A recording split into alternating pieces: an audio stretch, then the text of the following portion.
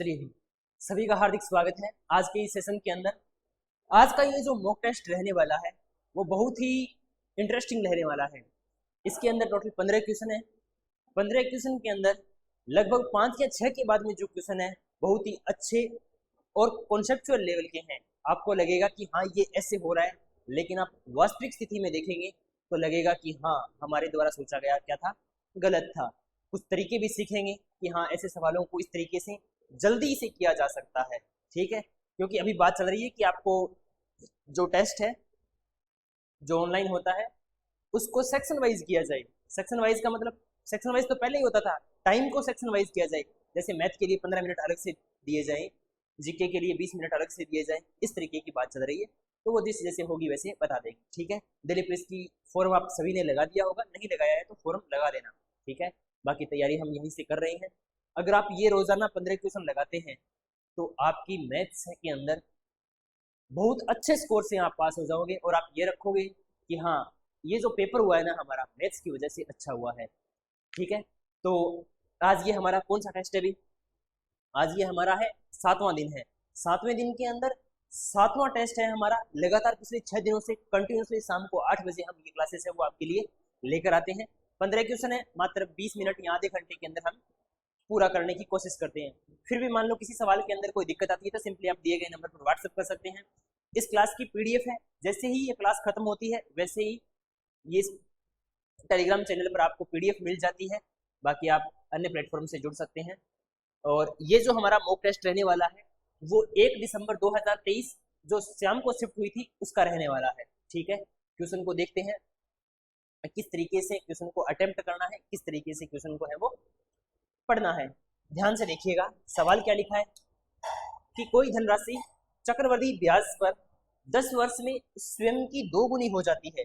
कोई धनराशि चक्रवृद्धि ब्याज पर 10 वर्ष में स्वयं की 2 गुनी हो जाती है तो कितने वर्षों में यह स्वयं की 16 गुनी हो जाएगी। ठीक है, तो इसका शॉर्टकट तरीका आप सभी को मालूम है कि यहाँ पर तो क्या लिखते हैं, टाइम लिखते हैं, और यहाँ पर पैसा जितना गुना हो रहा है वो लिखते हैं। यानी 10 साल में पैसा कितना हो रहा है, 2 गुना हो रहा है, तो यहाँ पर क्या लिखेंगे, 2 गुना।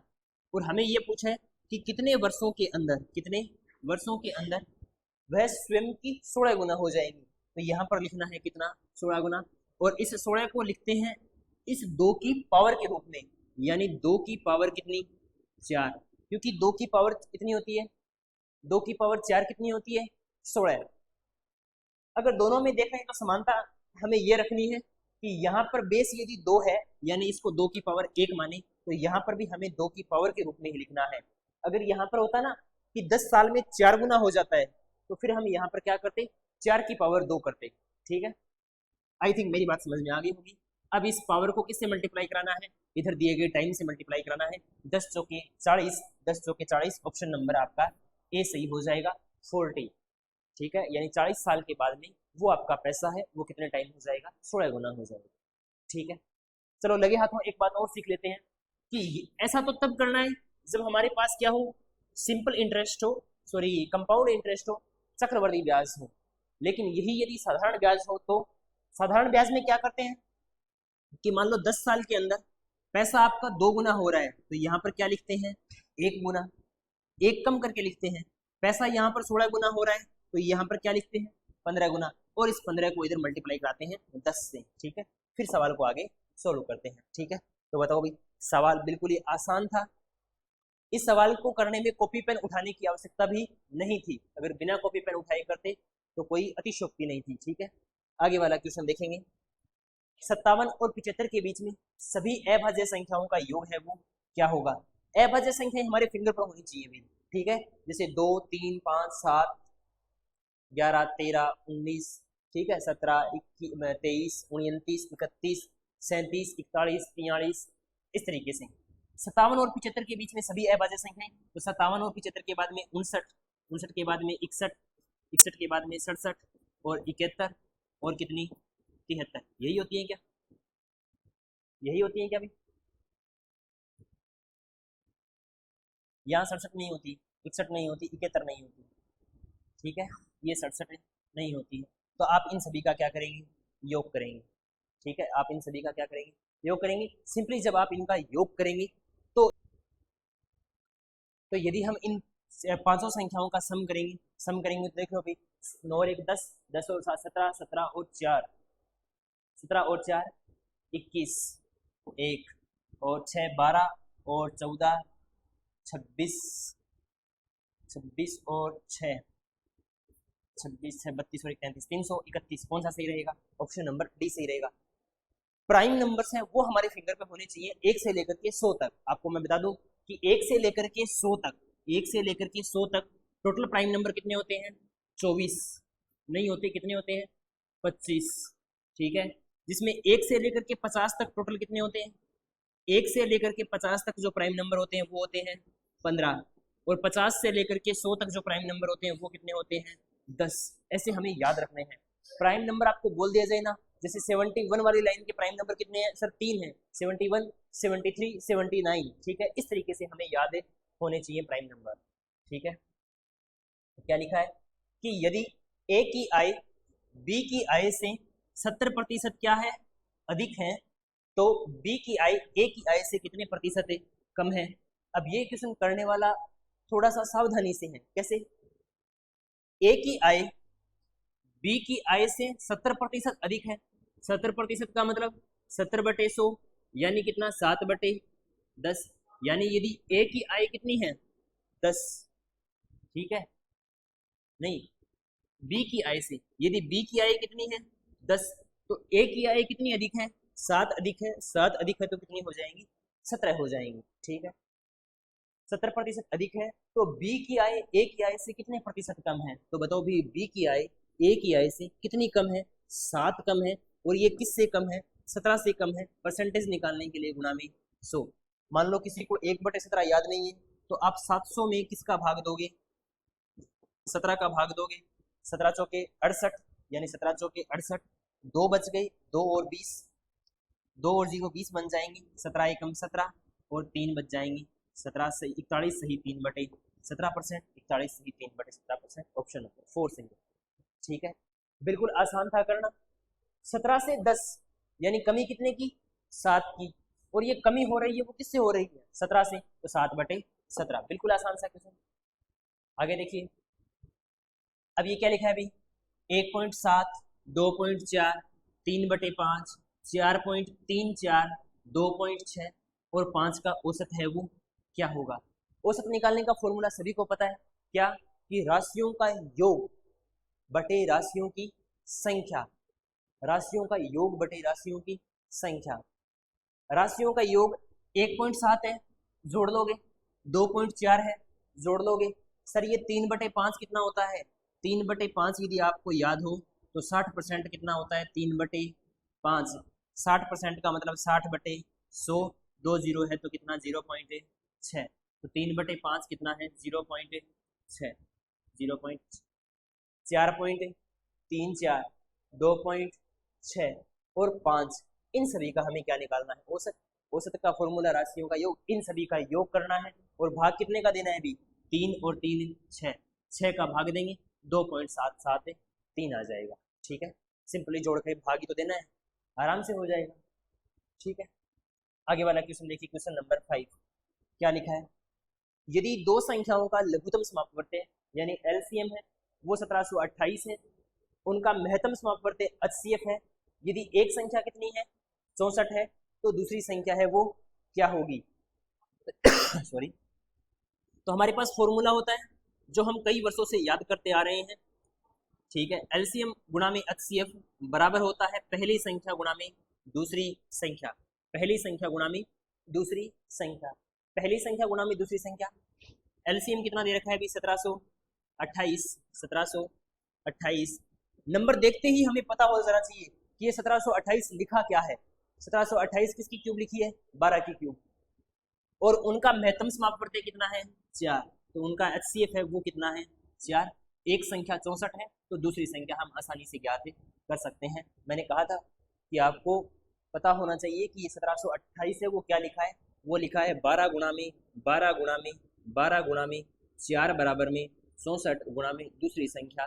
ध्यान से काटापीटी करेंगे तो 4 से काटेंगे 4 से काटेंगे 16, 4 से काटेंगे 4 3 12, 4 चौके 16, 4 से काटेंगे 4 3 12 और 4 12 तिया 36 और 36 तिया 108, 36 तिया 108। ऑप्शन नंबर कौन सा?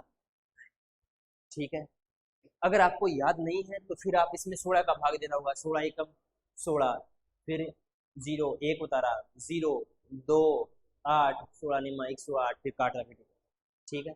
बड़ी संख्या से काटना थोड़ा सा मुश्किल होता है छोटी संख्या की तुलना में। तो छोटी संख्या निकालने के लिए हमें क्या याद होनी चाहिए? स्क्वायर क्यूब आपको याद होने चाहिए। ठीक है। आगे वाला क्वेश्चन देखो भाई। 6 सेंटीमीटर त्रिज्या वाले 6 सेंटीमीटर त्रिज्या वाले एक गोले से 2 सेंटीमीटर त्रिज्या वाली मोम की कितनी गेंद को बनाया जा सकता है? देखो ये एक बड़ी सारी गेंद है जिसकी त्रिज्या कितनी है? 6 सेंटीमीटर। 2 सेंटीमीटर त्रिज्या वाली ये छोटी छोटी है ना, वो कितनी गेंद है? 2 सेंटीमीटर त्रिज्या की है। 2 सेंटीमीटर त्रिज्या वाली मोम की कितनी गेंदों को बनाया जा सकता है? तो हम मानते हैं कि ये छोटी छोटी कितनी गेंद है? n गेंद है। और n गेंद है तो एक गेंद का आयतन कितना है भाई? क्योंकि जब कोई भी यूनिट का कन्वर्जन किया जाता है, एक धातु को दूसरी धातु के अंदर परिवर्तन किया जाता है, तो दोनों में क्या बराबर रहता है? आयतन बराबर रहता है। जैसे 1 लीटर पानी है, 1 लीटर पानी चाहे आप एक बाल्टी में डालो और चाहे एक जग में डालो, पानी 1 लीटर ही रहेगा, यानी आयतन क्या रहेगा? बराबर रहेगा। तो गोले का आयतन कितना होता है?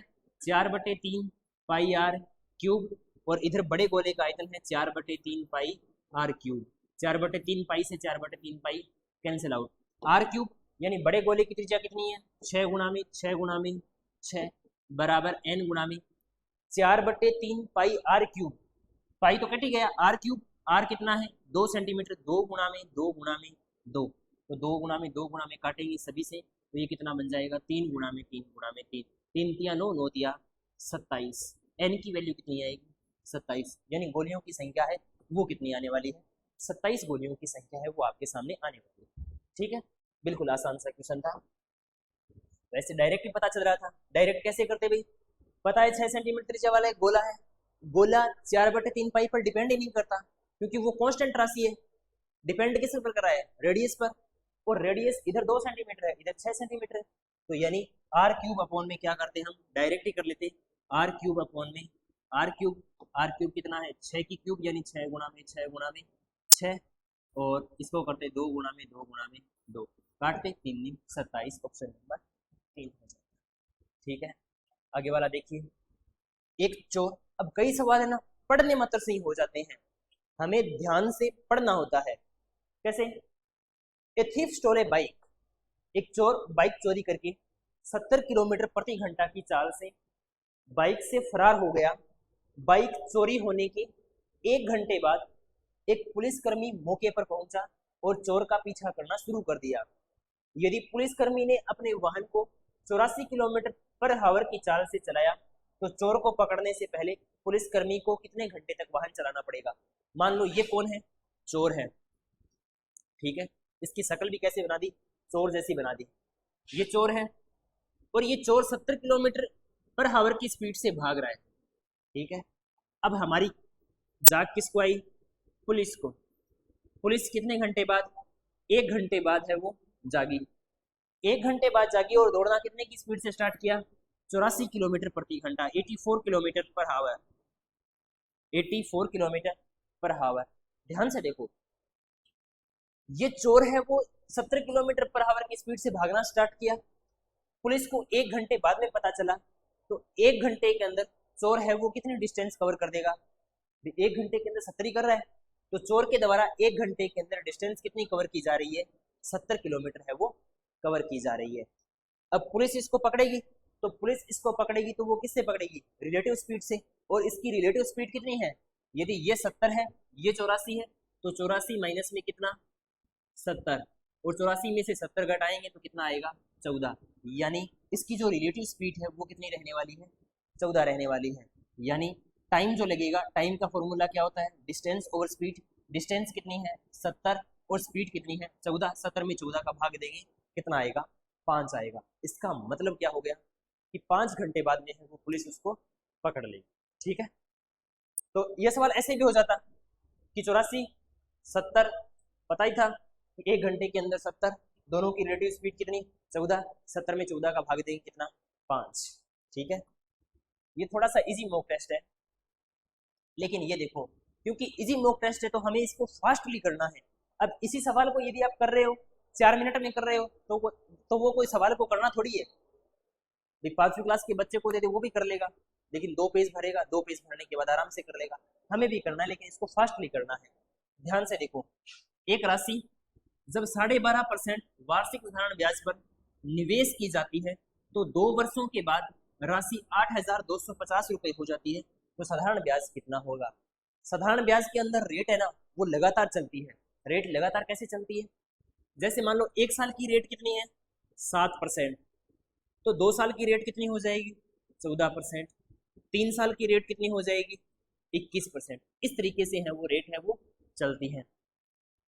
एक राशि जब 12.5% वार्षिक साधारण ब्याज पर 2 वर्षों के लिए निवेश की जाती है, 2 वर्षों के बाद 1 साल की रेट कितनी है 12.5, तो 2 सालों की कितनी हो जाएगी भाई 2 गुणा में 12.5 यानी कितनी साल कितनी रेट होगी भाई 25% होगी। 25% का मतलब 25% का मतलब होता है सर 1/4, यानी आपकी कोई राशि कितनी थी 4 रुपए थी, आपकी कोई राशि कितनी थी 4 रुपए थी, और उस पर 1 रुपए का ब्याज हो गया। ब्याज होने के बाद पूरी राशि कितनी हो गई 5 हो गई। जब हम ऐसा करते हैं तो ये जो राशि होती है ना नीचे वाली, ये तो क्या कहलाती है मूलधन।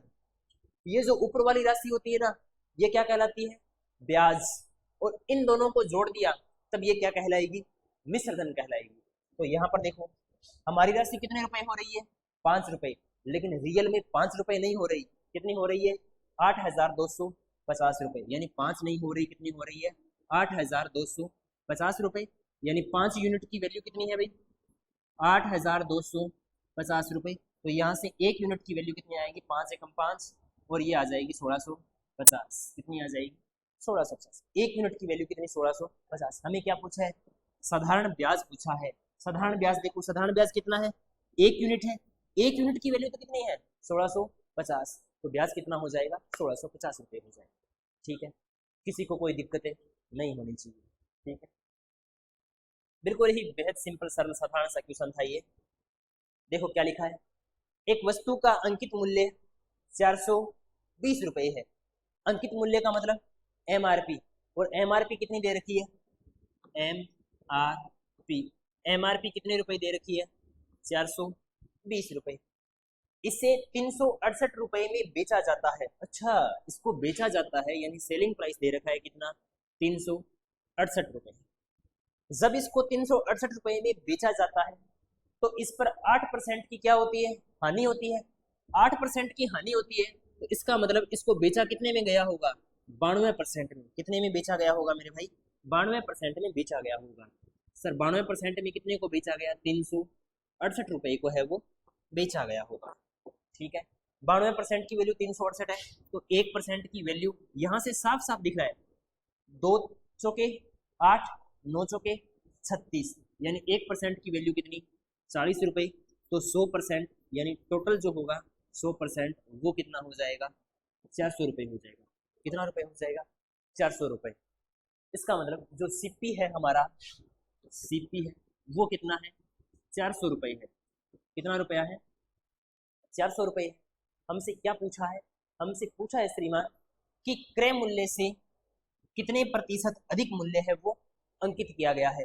क्रय मूल्य कितना है 400 रुपये, अंकित मूल्य कितना है 420 रुपये। बताओ कितना अधिक अंकित किया गया है 20 रुपये अधिक अंकित किया गया है। यदि ये 20 रुपये अधिक अंकित किया गया है, किससे अधिक अंकित किया गया है 400 से, तो 20/400 परसेंटेज निकालने के लिए 100 20/400 से 2 जीरो से 2 जीरो 4 से काटेंगे 5, यानी कितना परसेंट इंक्रीजमेंट है 5%। ऑप्शन नंबर हमारा 4 सही रहेगा। कितना परसेंट इंक्रीजमेंट है, बिल्कुल बहुत ही क्लियर दिखाई दे रहा है। इतना तो सुंदर हूँ ही नहीं मैं, बताओ कितना परसेंट है 5%। ठीक है, देखो भाई सवाल अच्छा था, आपको यहाँ से परसेंटेज की वैल्यू डायरेक्ट निकालनी थी, डायरेक्ट हमने रेशियो निकाला। अगर ये क्वेश्चन एग्जाम में आता है, ये क्वेश्चन एग्जाम में आता है तो आप बिना कॉपी पेन उठाए कर पाओगे। सर कैसे कर पाएंगे बिना कॉपी पेन उठाए हुए? हमारे तो हाथ में जब हथियार होते हैं ना, तभी नहीं कर पाते, तभी नहीं कर पाते। इसका मतलब आप जब नंबरों को देखते हो ना, तो आप ये नहीं देखते कि ये नंबर यार हमारा देखा हुआ है। जैसे मेरे दिमाग में 1728 आया, तो मेरे दिमाग में आ गया कि 1728 है, वो 12 की क्यूब है। इस तरीके से 1728 हर्डी रामानुजन संख्या भी है। इस तरीके से आपका दिमाग चलना चाहिए। तो यहाँ पर अंकित 420 था, 92 92 चौके 400 रुपए, 400 को 420 लिखा गया, 20% की वृद्धि हो रही है, 20 रुपए की वृद्धि हो रही है 400 पर, तो ये नॉर्मली हो जाता। यहाँ पर मैंने करके आपको इसलिए बताया ताकि बढ़िया तरीके से समझ में आपको आ जाए। ठीक है, बहुत ही बढ़िया तरीके से सवाल समझाया है। इतना अच्छा तो कॉपी में भी नहीं लिखा हुआ होता। चलिए बताइए आप, आगे वाला सवाल कितना होगा कि 56 श्रमिक 5 दिनों के अंदर 4080 रुपए कमाते हैं। भाई बहुत कमाऊ है। तो 48 श्रमिक 14 दिनों के अंदर कितना पैसा कमाएंगे? क्या हो गया अभी? बिल्कुल सही है, एकदम क्लियर है, चिंता करने की कोई बात नहीं है, नहीं सही है सब कुछ।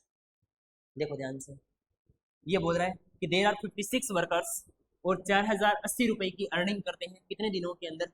5 दिनों के अंदर। यदि हमारे पास वर्कर्स की संख्या 48 हो जाए तो वो 14 दिनों के अंदर कितना पैसा है वो अर्न करेंगे। देखो 56 श्रमिक 5 दिनों के अंदर, हमारे पास फॉर्मूला था MDH बटे में W। W क्या होता है? किया गया कार्य, यानी किया गया वर्क। लेकिन यदि क्वेश्चन के अंदर वर्क नहीं दिया हुआ हो और वर्क नहीं दे करके हमसे क्या दे दे? पैसा दे दे, यानी उनके द्वारा जो अर्निंग दे दे, उनके द्वारा जो कमाया गया पैसा है वो दे दे, या हिंदी में लिखे तो कमाया धन लिख दे। ठीक है, तो वो किसके बराबर होगा? वर्क के बराबर होगा। क्यों? क्योंकि जितना आपने काम किया है उतना ही तो आपको पैसा मिलेगा। तो ध्यान से देखेंगे यहाँ से MDH, M कितना है भी? 56 श्रमिक है, कितने दिनों में? 5 दिनों के अंदर। रुपया कितना कमाते हैं? 4080। 48 श्रमिक, यानी श्रमिक कितने हैं? 48, कितने दिन में? 14 दिन में। और कितना कमाएंगे? X रुपए कमाएंगे। यहाँ से काटा पीटी करते हैं बहुत ही आसान तरीके से। देखो 14 एकम 14, 14 चौके 56, 4 से काटेंगे 4 एकम 4, 4 दूनी 8, 5 से काटेंगे 5 आठे 40, और 16 5 80, 816। फिर क्रॉस मल्टीप्लाई कराएंगे, x बराबर 816 गुणा में 12, 816 गुणा में 12। सर पूरा गुणा करवाने की आवश्यकता है क्या? यूनिट डिजिट से कर ले, कर दो। फिर यूनिट डिजिट से कौन मना कर रहा है? 6 दूनी 12, इकाई का अंक कितना आएगा? 2। इकाई का अंक 2 आते ही 2 ऑप्शन तो डिलीट हो गए, लेकिन इन दोनों में क्या है? 2 2 है। फिर आप पूरा नंबर देखो, 12 को मल्टीप्लाई किससे कराओ? 12 को मल्टीप्लाई कराओ किससे? 8 से। 12 8 96, यानी 800 को जब हमने 12 से मल्टीप्लाई कराया तो 9600 आया। यानी रियल में जो उत्तर आएगा ना वो आएगा वो 9600 से क्या आएगा? ज्यादा। 9600 से ज्यादा एक ही ऑप्शन है, ऑप्शन नंबर 4, ऑप्शन नंबर 4, यानी 9792। नंबर को यदि आप आपस में मल्टीप्लाई करवाओगे तो एग्जैक्टली आपका उत्तर क्या आएगा? 9792 आएगा। ठीक है, लेकिन हमें एग्जैक्टली का क्या करना है? डायरेक्ट करना है ना, तो डायरेक्ट हम इसको अप्रोक्सीमेट से भी कर सकते हैं। आगे वाला क्वेश्चन देखिएगा ध्यान से कि what is the number of prime numbers between 301 and 320। 301 और 320 के बीच, 320 के बीच अभाज्य संख्याएं कितनी होगी? 301 और 320 के बीच में, 301 और 320, इन दोनों के बीच में हमें प्राइम नंबर निकालने हैं। एक बात याद रखना, एकमात्र इवन प्राइम नंबर, एकमात्र सम अभाज्य संख्या है वो 2 है। इसके अलावा दुनिया की कोई भी सम संख्या है वो अभाज्य नहीं हो सकती। तो हम यहाँ से 301 फिर 302 सम है, 302 को हटा दो क्योंकि वो कभी भी नहीं हो सकती। हमारे कितने नंबर कम हो गए? 303, 305, 307, 310, ऐसे ही 310 नहीं, 309, फिर 11, फिर 13, फिर 17, फिर 19। बताओ 10 नंबर हुए कि नहीं हुए? 3 6 7 8, 1 2 छोड़ दिया, 3 4 छोड़ दिया, 5 6 छोड़ दिया, 7 8 छोड़ दिया, 9 10 छोड़ दिया, 11 12 छोड़ दिया, 13 14 छोड़ दिया, 15, एक और बच गया हमारा 15। ठीक है, अब बताओ 303 कैंसिल हो गई क्योंकि भाग किसका जा रहा है? 3 का जा रहा है।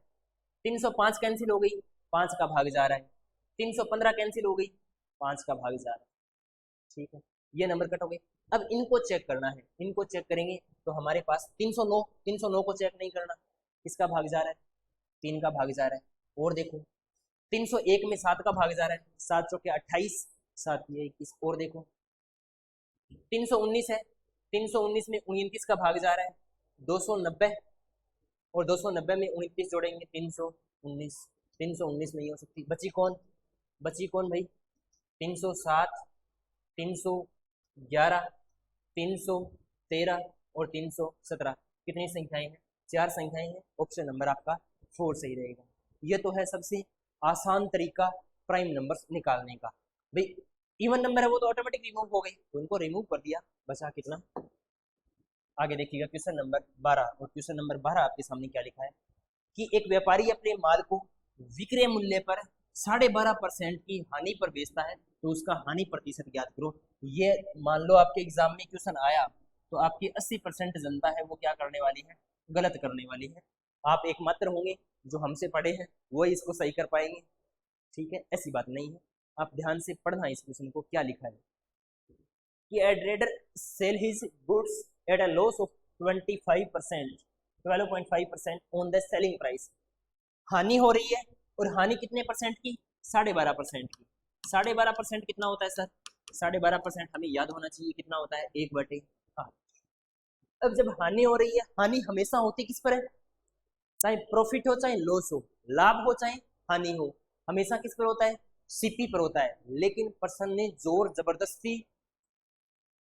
जबरदस्ती करके किस पर दिया है, विक्रय मूल्य पर दिया है। विक्रय मूल्य का मतलब एसपी, इसका मतलब ये क्या है, एसपी, ये क्या है आपका लॉस।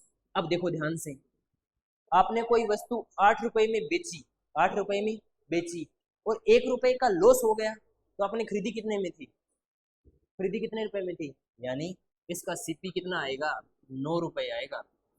ठीक है, हमें क्या पूछा है, हानि का प्रतिशत बताओ। हानि कितने रुपए की, 1 रुपए की, और हानि हमेशा निकलती किस पर है, सीपी पर, और सीपी का मान कितना, 9, 1/9 परसेंटेज निकालने के लिए 100, यानी 11 सही 1/9%। ऑप्शन नंबर कौन सा सही आएगा, 4 आएगा, 11 सही 1/9%। ठीक है, बिल्कुल ही आसान सा क्वेश्चन था आपके लिए। ठीक है, क्वेश्चन नंबर 13, कोई तंबू एक लंबवृत्तीय बेलन के रूप का है जिस पर एक शंकु क्या है, अध्यारोपित है। कोई तंबू एक लंबवृत्तीय बेलन के रूप का है जिस पर एक शंकु अध्यारोपित है। बेलन का व्यास कितना दे रखा है, 32 मीटर, और बेलन की ऊंचाई कितनी दे रखी है, 14 मीटर, जबकि शंकु का शीर्ष तल से कितना, 26 मीटर ऊपर है। इस तंबू के लिए आवश्यक कैनवास का क्षेत्रफल है वो क्या होगा। ध्यान से देखो भाई, ये सवाल है ना, वो ऐसे लिख रखा है, ऐसे लिख रखा है कि ये है वो आपका क्या है, इस प्रकार का कैनवास बना हुआ है। ठीक है, इस प्रकार का कैनवास बना हुआ है, लंबवृत्तीय बेलन के रूप का है जिस पर एक शंकु अध्यारोपित है। बेलन का व्यास कितना है, 32 मीटर। बेलन का व्यास 32 मीटर है, तो बेलन की त्रिज्या कितनी हो जाएगी, 16 मीटर। बेलन की त्रिज्या कितनी हो जाएगी, 16 मीटर। बेलन की ऊंचाई कितनी है, 14 मीटर। तो बेलन की ऊंचाई, ये वाली ऊंचाई है वो कितनी दे रखी है, 14 मीटर। बेलन की ऊंचाई कितनी है, 14 मीटर, जबकि शंकु का शीर्ष तल से कितना मीटर ऊपर है, 26 मीटर, यानी ये वाला है। देखो शंकु का तल, ध्यान से पढ़ना, शंकु का शीर्ष तल से कितना है, 26 मीटर ऊपर है। यहां से देखो, देखो while the top of the cone is 26 मीटर above the ground, यानी ग्राउंड से यानी धरातल से जो टॉप है ना, उन दोनों के बीच की दूरी कितनी है, 26, यानी ये वाली दूरी है वो कितनी है, 26 मीटर है। अब देखो हमें क्या निकालना है, आवश्यक कैनवास का क्षेत्रफल। कैनवास के लिए इन दोनों का वक्र पृष्ठीय क्षेत्रफल चाहिए। तो शंकु का होता है वो होता है कितना, πr_l। बेलन का होता है 2πr_h।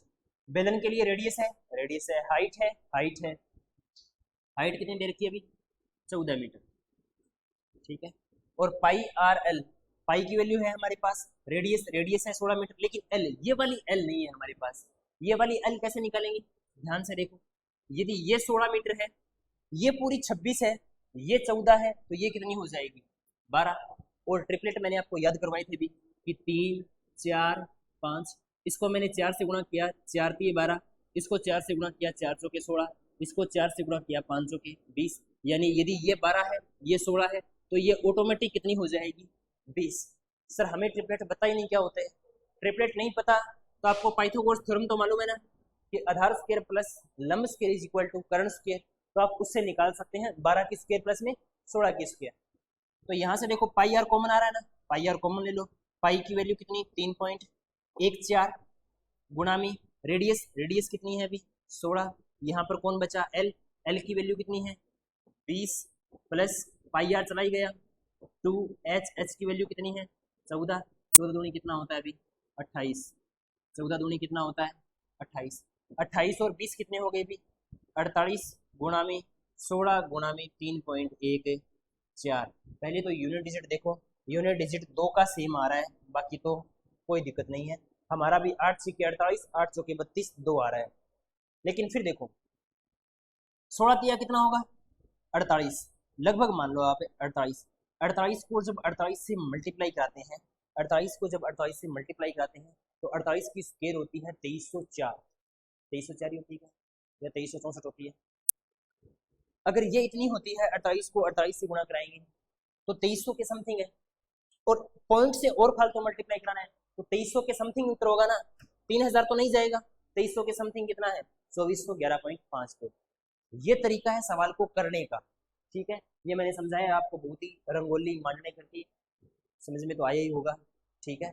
अगर नहीं समझ में आ रहा है तो समझना तो पड़ेगा ही, वरना समझने वाले और बहुत हैं।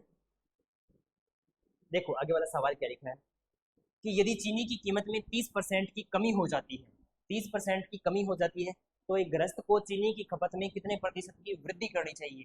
30% की कमी, 30% का मतलब कितना 3/10, यानी 10 पर कितने की कमी 3 की, तो कितना कर देंगे 7।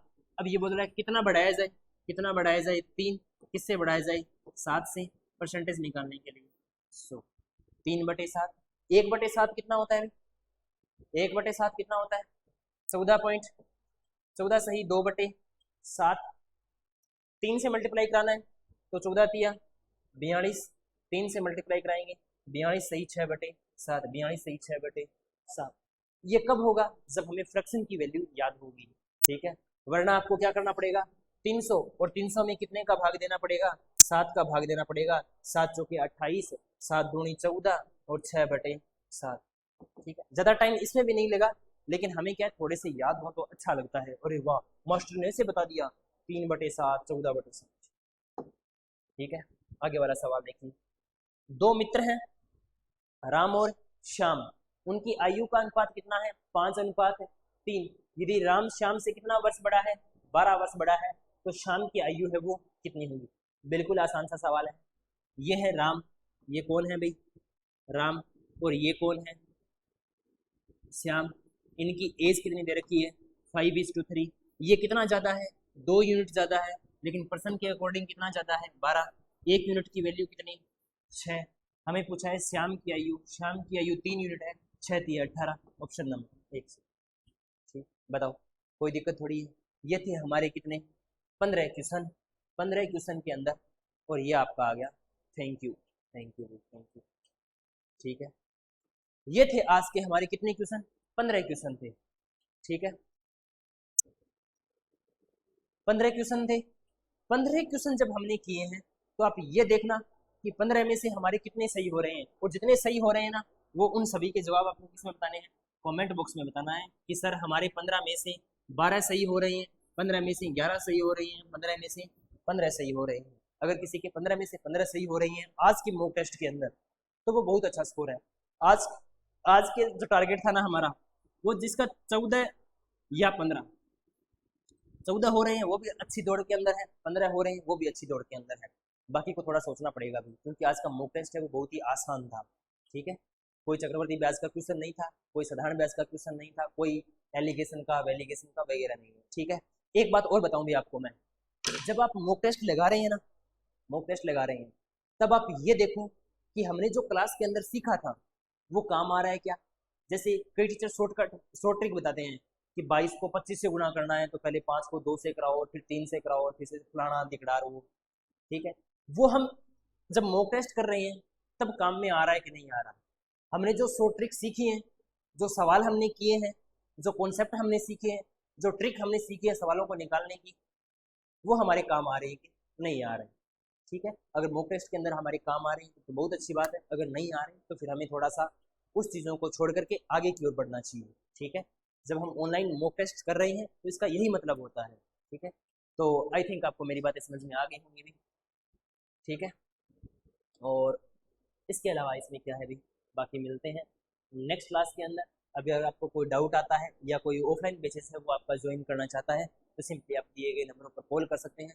ऑफलाइन बेसिस के अंदर हमारी ऑफलाइन क्लासेस होती हैं, डेली मॉक टेस्ट होता है, रोजाना एक टेस्ट आपको पहले बैठा करके फिर सोल्व है वो करवाया जाता है। ठीक है, तो साथ में फिजिकल की तैयारी भी करवाई जाती है। बाकी मिलते हैं नेक्स्ट क्लास के अंदर। आज के लिए थैंक यू। जय हिंद, जय भारत।